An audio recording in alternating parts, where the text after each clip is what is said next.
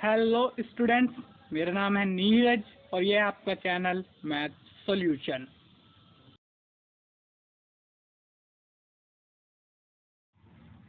तो आज इस वीडियो में हम डिस्कस करने वाले हैं क्वेश्चन नंबर 7 और 8। लास्ट वीडियो में मैंने क्वेश्चन नंबर 4, 5 और 6 डिस्कस किया था और ये वीडियो क्लास 10th की एक्सरसाइज 10.2 की है। तो स्टार्ट करते हैं क्वेश्चन नंबर 7 से। तो क्या पूछा हुआ है, इसको अगर पढ़ने की कोशिश करें। जस्ट अ मिनट,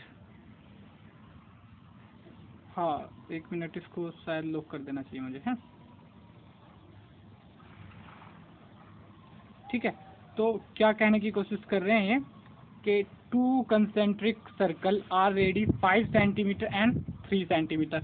दो कंसेंट्रिक सर्कल हैं। कंसेंट्रिक सर्कल मैं बताऊंगा अभी आपको, जिनकी रेडियस 5 सेंटीमीटर और 3 सेंटीमीटर है। Find the length of the larger circle. Find the length of the chord of the larger circle which touch the smaller circle. ठीक है, तो स्टार्ट करते हैं इसको। सबसे पहले कंसेंट्रिक सर्कल क्या होते हैं वो मैं बताता हूँ आप लोगों को। जैसे कि ये एक सर्कल है, 1 मिनट,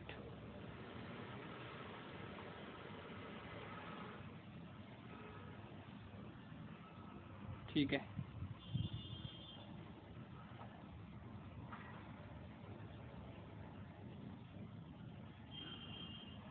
ये मेरा सर्कल है और उसके बाद ये मेरा दूसरा सर्कल है, ठीक है। ये थोड़ा नीचे ले जाऊं, हाँ ये दो मेरे सर्कल आ गए। अब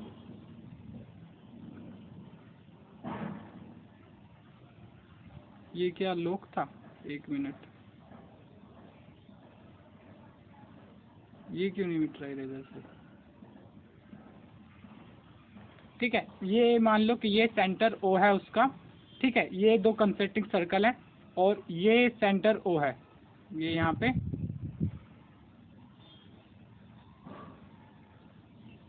ये सेंटर ओ है।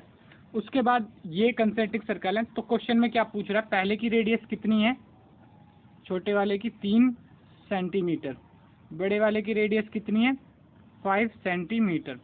तो पूछ रहा है ऐसी कॉर्ड जो टच होके जाए छोटे वाले से बड़े वाले सर्कल की, ठीक है। तो क्वेश्चन में क्या है, 2 कंसेंट्रिक सर्कल बना लिया, एक की रेडी 5 सेंटीमीटर, एक की 3 सेंटीमीटर लिख लिया हमने। Find the length of chord of the largest circle which touch the smaller circle. तो अब हमें ये कॉर्ड जो है, ये इसकी लेंथ निकालनी है जो व्हाइट कलर की है, ठीक है। इसको किसी और कलर की मैं करने की कोशिश करता हूँ,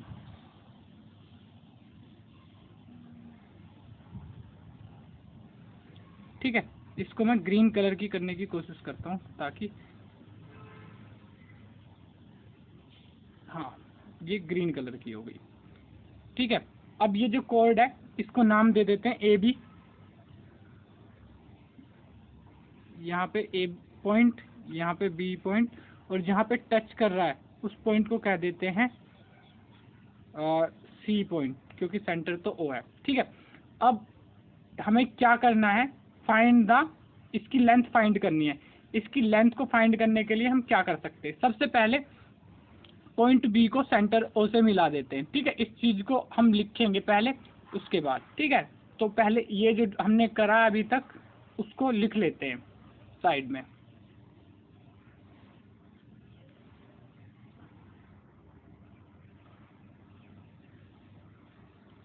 solution, draw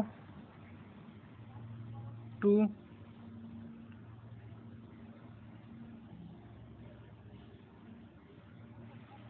concentric circle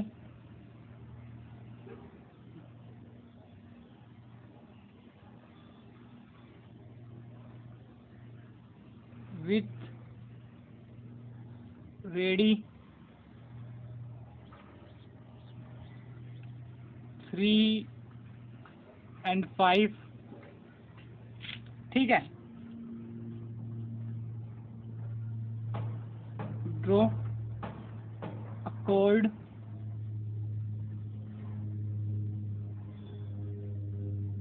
AB of larger circle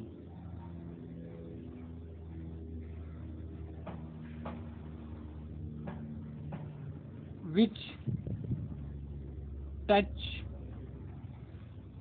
small circle।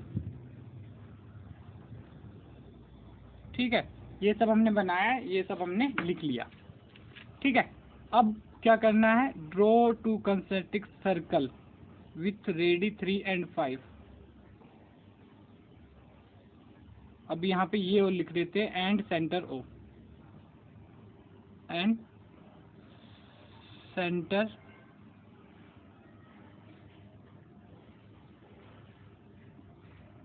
ओ। ठीक है, तो सेंटर ओ है, ये सब तो बातें मैं पहले ही बता चुका हूँ। तो अब कंसेप्ट की बात तो अब यहाँ से स्टार्ट होगी। ठीक है, ये सब तो ऐसे ही सिंपल में आ जाता है। अब हमें क्या करना है, जॉइन AO एंड BO। ठीक है, हमें क्या करना है, जॉइन AO एंड BO। अब यहाँ से वास्तविक सॉल्यूशन है, जॉइन AO एंड BO। ठीक है, A और BO को ज्वाइन कर देते हैं। तो यहाँ से ये सेंटर से ज्वाइन करना है हमें, ये हमने ज्वाइन कर दिया। ठीक है, अब अगर हमने ज्वाइन कर दिया है तो फिर हम यहाँ पे और इस जो जहाँ पे टच कर रहा है इसको भी ज्वाइन कर सकते हैं। ठीक है, वैसे तो मुझे पता है कि ये एंगल 90 का बन रहा है यहाँ पे, पर अगर वैसे अगर चाहें तो इसको करने के लिए यहाँ पे से ये लाइन खींच सकते हैं, ये लाइन इस तरीके से खींच सकते हैं, सी को भी ओ से ज्वाइन कर देते हैं। ठीक है, अब इसमें क्या करना है, अब सबसे पहले ये लेंथ हमें पता है। ठीक है, ये लेंथ हमें पता है, ये लेंथ हम निकाल लेंगे, ये लेंथ हमें पता है, ये लेंथ हमें पता है, ये वाली लेंथ, उसके बाद ये लेंथ हम निकाल लेंगे। तो स्टार्ट करते हैं फिर इसको, और पाइथागोरस ट्रिक का यूज होगा।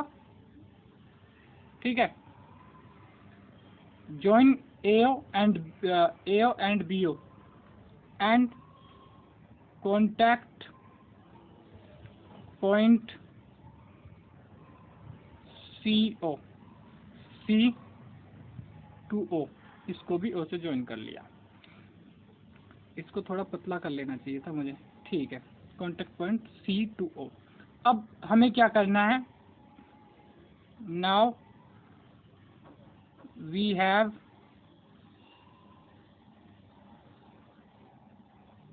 To write triangle. ट्रायंगल देख ले कौन कौन से हैं, एक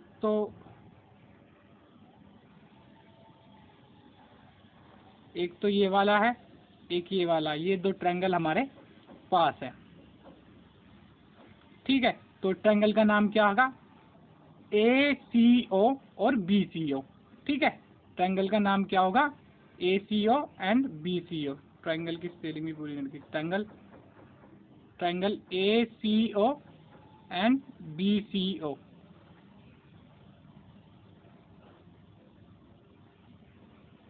CO।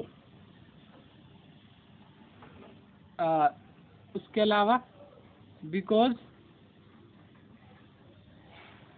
यहाँ पे देखो जो CO है, CO छोटे वाले सर्कल की रेडियस है, CO is perpendicular to AC, और AC उसकी टेंजेंट हो जाएगी क्योंकि एक पॉइंट पे टच करके जा रही है। ठीक है, सेम CO परपेंडिकुलर हो जाएगी BC के, क्योंकि BC भी उसको एक पॉइंट पे टच करके जा रही है, तो वो भी टेंजेंट हो जाएगी। ठीक है, तो देख सकते हो यहाँ पे इस तरीके से ये एक पॉइंट पे टच करके जा रही है, यहाँ पे ये एक पॉइंट पे टच करके, एक मिनट, ये एक पॉइंट पे, ये वाले पॉइंट पे टच करके जा रही है, पॉइंट C पे, ये वाली, तो ये टेंजेंट हो गई, ये भी टेंजेंट होगी। कायदे से तो ये पूरी AB इसकी टेंजेंट है अंदर वाले सर्कल की, और बाहर वाले की coordinate.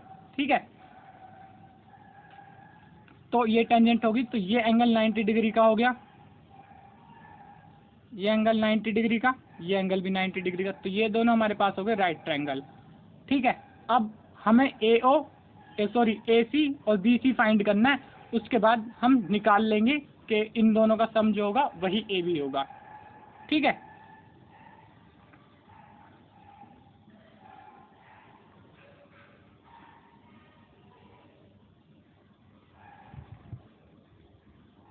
AB chord is the sum of AC and BC।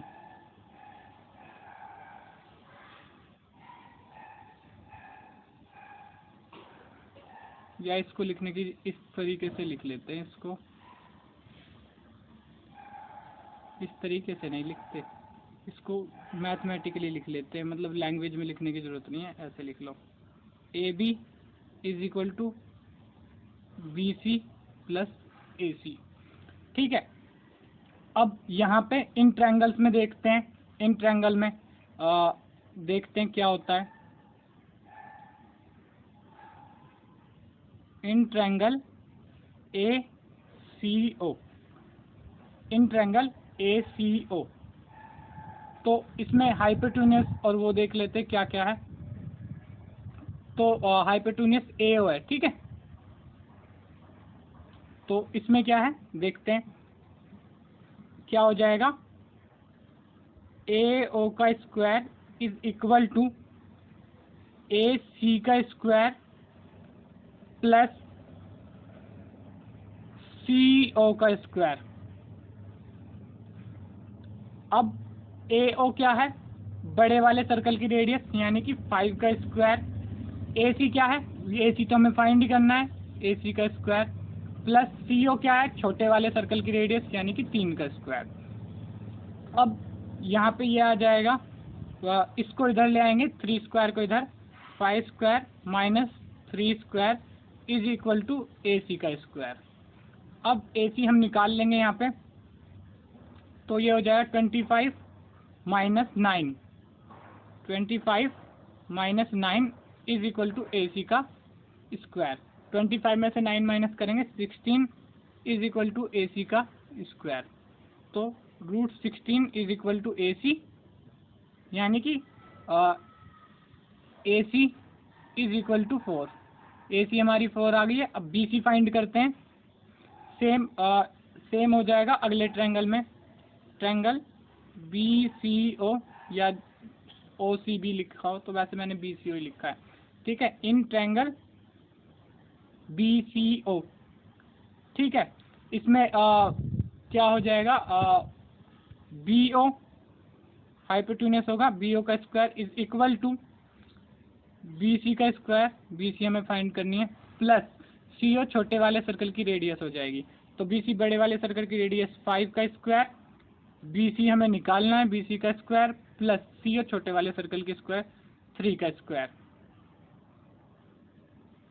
अब यहाँ पे क्या हो जाएगा, 5 का square 25 is equal to BC का स्क्वायर प्लस 3 का स्क्वायर 9।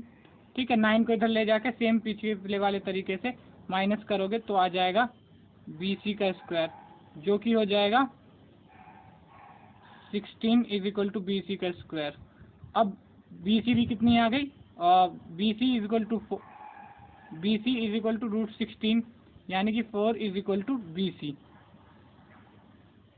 ठीक है, अब पहले ही जो लिख रखा है हमने, AB is equal to BC plus AC, तो AC और BC को अब जोड़ देंगे, 4 plus 4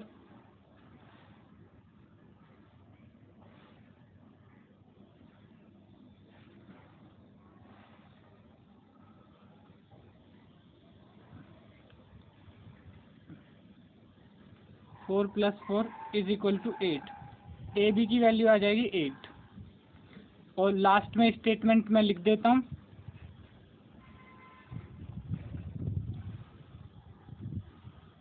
length of larger circle chord is 8 centimetre.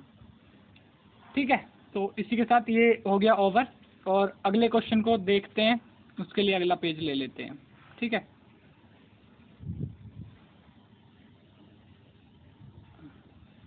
I hope समझ में आ गया होगा ये क्वेश्चन। तो अगला क्वेश्चन क्या है, a quadrilateral ABCD is drawn to अ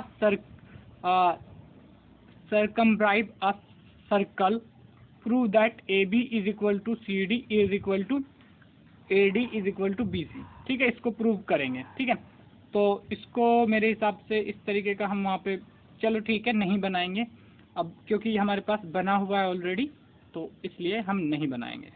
ठीक है, अब क्योंकि बट एक बात आपको समझने आनी चाहिए कि ये CQ इस सर्कल की टेंजेंट है, CR इस सर्कल की टेंजेंट है, तो ये एक मिनट, CR और ये CQ ये दोनों बराबर होंगी, क्योंकि एक पॉइंट से दो टेंजेंट है। अगर ये बात आपको समझ में आती है तो आप जरूर इस क्वेश्चन को कर सकते हो इजीली। ठीक है, तो बढ़ते हैं आगे की तरफ और करते हैं इसको थोड़ा वो लिखते हैं पहले। ठीक है, इसको थोड़ा लिखने की कोशिश करते हैं, क्या इसमें लिखा जाएगा। तो सॉल्यूशन, पेन के कलर चेंज कर दूं, इसमें क्या है सॉल्यूशन। अब सॉल्यूशन यहां से देख के लिखो, CQ is equal to CR, CQ is equal to CR, इन सब का रीजन एक साथ लिखूंगा। BQ is equal to BP, BQ is equal to BP, AP is equal to AS, AP is equal to AS,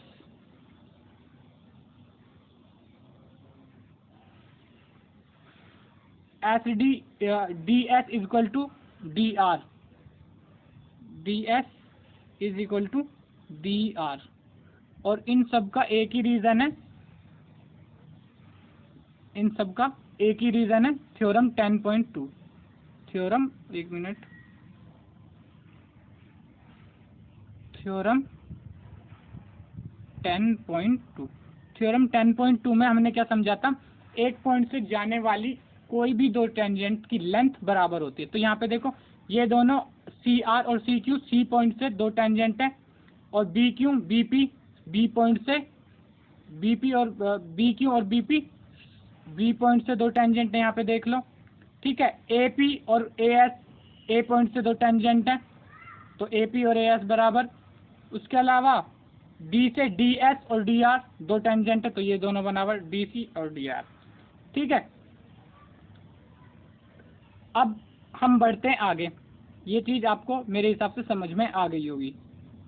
ठीक है, अब हम इनको ऐसे लिख देते हैं, जो AB की फॉर्म में दी हुई है उसी तरीके से लिख देते हैं। जैसे कि हमें AB को हम क्या लिख सकते हैं, AB को लिख सकते हैं हम AP plus BP, AP plus BP। तो हम इसको कुछ इस तरीके से लिख देते हैं, हम इसको कुछ इस तरीके से लिख देते हैं, AP प्लस BP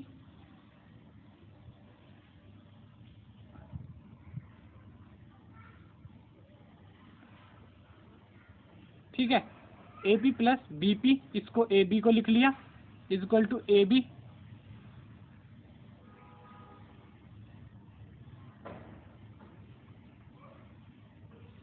अब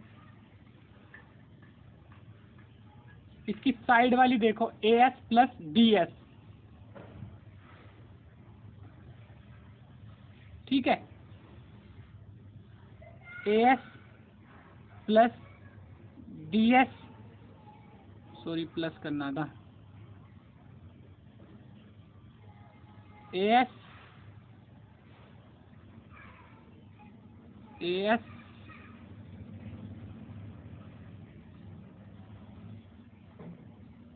plus D S is equal to A D, A S plus D S is equal to A D back. अब सी डी लिखा है, हाँ सी डी लिखा है तो सी डी को भी लिख लो, D R plus C R, D R plus C R, D R plus C R is equal to क्या हो जाएगा, एक बार देख लें, सी डी। देखो डी आर ही लिखा है ना मैंने, डी आर ये है और सी आर, ठीक है। अब उसके बाद क्या है, ये हो गया। अब सी बी की लिख लो, बी सी की, बी सी को क्या लिख सकते हैं हम यहाँ पे, बी सी को देख लो, बी सी को क्या लिख सकते हैं, C Q plus B Q, C Q, एक minute, C Q plus B Q is equal to, देख लो क्या बन रहा है, C Q plus B Q is equal to B C, ठीक है। अब यहाँ पे क्या करना है, अब यहाँ पे क्या करना है, अब ये क्वेश्चन बहुत आसान है यहाँ पे। अब इसको आगे बढ़ाते हैं। अब ए बी की जगह पे हम लिख लेते हैं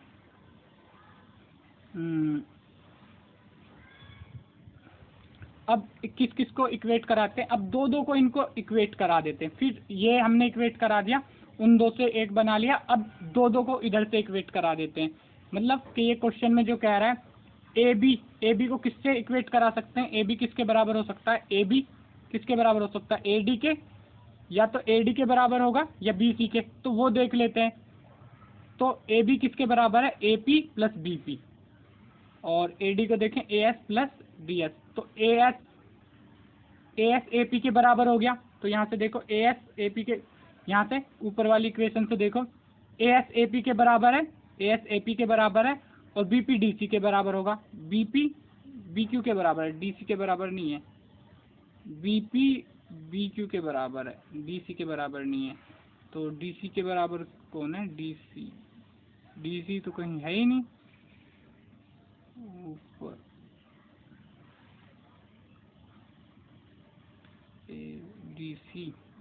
डी सी लिखा ही नहीं मैंने कहीं, एक बार देखो बैक जाके पेज पे, डी सी, अच्छा डी सी शायद वहीं गलत है, डी सी यहाँ होना ही नहीं चाहिए। A S A D is equal to, ये क्या हो गया, चलो कोई नहीं। अगर पीछे जाके देखे तो A D is equal to D, A D is equal to A S plus S D S, D S लिखना था यहाँ पे, तो एक मिनट इसको इरेज कर देता हूँ। यहाँ पे डी एस लिखना था, डी सी लिख दिया, डी एस, ठीक है। तो अब देखूँ ऊपर से अगर देखते हैं तो ए पी बराबर ए एस, बी पी बराबर बी क्यू है, डी एस नहीं है, ठीक है। तो ये इससे नहीं हो पाएगा। तो अगर हम देखें तो कौन इसके बराबर होगा,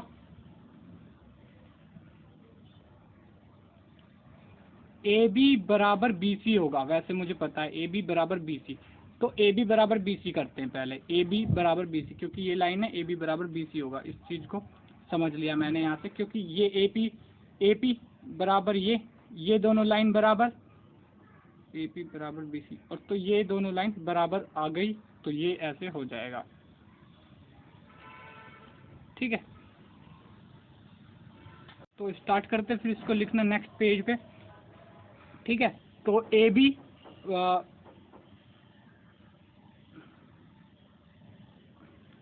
तो हमें क्या प्रूव करना है वो देख लेते हैं, वो लिखना है A B plus C D. तो A B plus C D is equal to, देखा तो A D plus B C. अब यहाँ तक अगर A D plus B C, अब ये यहाँ तक अगर आपको समझ में आ गई ये बात तो आगे का कुछ काम नहीं है। ए बी की वैल्यू, सी डी की वैल्यू और सब की वैल्यू ऊपर से पुट करो और वैल्यू इक्वेट कर दो। ठीक है, तो अब देखो मैं ए बी की वैल्यू क्या डालूंगा, A B is equal to A P plus B P. A B is equal to, A B की जगह पे क्या लिख सकता हूँ, अब इनको फर्स्ट सेकंड थर्ड फोर्थ अगर जो भी डालना हो इक्वेशन वो डाल देना। ठीक है, और मैं तो बता ही दूंगा कि मैंने यहाँ से लिया। फर्स्ट इसको अगर तुम डालना चाहो तो इसको फर्स्ट डाल दो, इसको सेकंड, इसको थर्ड, इसको फोर्थ, चाहे उसको फर्स्ट जो इक्वेशन दी हुई है ऊपर उनको डाल दो। तो मैं इन सबको मान के चलता हूँ बी ग्रुप की इक्वेशन और ऊपर वालों को मानूंगा मैं ए ग्रुप की इक्वेशन। तो बी ग्रुप की इक्वेशन से जो आएगा मैं एक साथ ही लिखूंगा कि बी ग्रुप की इक्वेशन से ये आया है। ठीक है, समझ में आ जाएगा तुम्हें। अब तो यहाँ पे ए बी की जगह पे, ए बी की जगह पे ए बी की वैल्यू लिख लेते हैं A P plus B P. A B की जगह पे A P plus B P ये वैल्यू थी। सी डी की वैल्यू जो थी, सी डी की जगह पे सी डी की value D R plus C R, D R plus C R is equal to, अब ए डी की वैल्यू इक्वल टू के बाद लिख लेते हैं ए डी की वैल्यू है A S plus D S,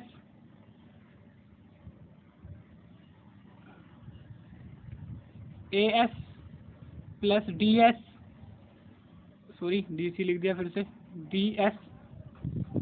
अब किसकी, बी सी की वैल्यू निकालनी है, बी सी की सबसे नीचे ही है तो और अच्छी बात है, C Q plus B Q plus B C की value C Q plus B Q.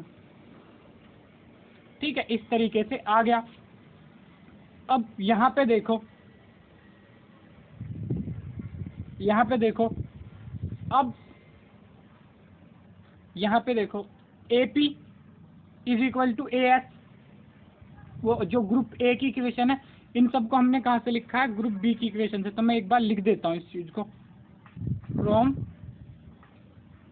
Group B equation, group B की इक्वेशन है उनसे वैल्यू हमने पुट करी है। उसके बाद अब यहाँ से देखो ए पी, यहाँ पे A P is equal to A S, तो ए पी से ए एस कट गया। ठीक है, अगर ध्यान हो तो B P is equal to, B P is equal to, B P देख लेते हैं किसके इक्वल है, B P is equal to B Q, B P is equal to B Q. तो ये रहा, इस बी पी से, इस बी पी से ये जो बी क्यू है ये कट गया, लास्ट में बी क्यू ये कट गया। ठीक है, ये बी पी इसके बराबर हो गया। अब डी आर, डी आर क्या है, डी आर, डी आर किसके बराबर है, देखो डी आर किसके बराबर है, डी आर डी एस के बराबर है। डी आर से डी एस कट गया ये। अब सी आर सी क्यू के बराबर है, तो सी आर से सी क्यू, तो यानी इस तरफ दोनों की तरफ आ गया 0 इक्वल टू 0। ठीक है, यानी कि दोनों की इक्वेशन हमने प्रूव कर दिया कि बराबर है। या फिर इसको इस तरीके से किया जा सकता था कि पहले A B low, A B को तोड़ो, फिर उसको तोड़ो, फिर इस तरीके से लाओ। ठीक है, या इनको जोड़ो। ठीक है, आप पहले ऐसे लिख लेते, फिर इनको ऐसे लिख लेते, ये प्लस ये। अब इनको जोड़ के ए बी और वापिस उल्टी तरीके से भी कर सकते थे। ठीक है, तो ये था मेरा तरीका, आई होप आपको पसंद आया होगा। तो इस वीडियो को यहीं पे करते हैं ओवर, वैसे भी काफ़ी टाइम हो गया इसमें, लंबी हो गई है। तो नेक्स्ट वीडियो में हम डिस्कस करेंगे इसका नेक्स्ट क्वेश्चन। तब तक वीडियो को लाइक करें, चैनल को सब्सक्राइब करके बेल आइकन को दबाएं। Thank you.